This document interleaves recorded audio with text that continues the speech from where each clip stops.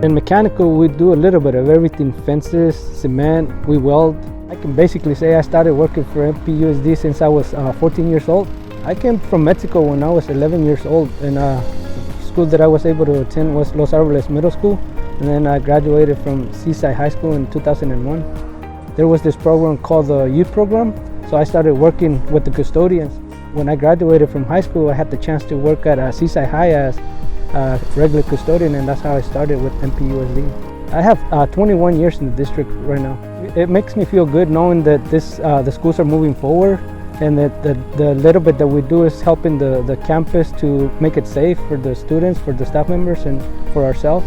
It's a good feeling knowing that I was able to, a lot of the students, they see me and they say, hey man, thank you for what you used to do for our schools, and that's like, it recharges my batteries for me to keep moving forward with my job.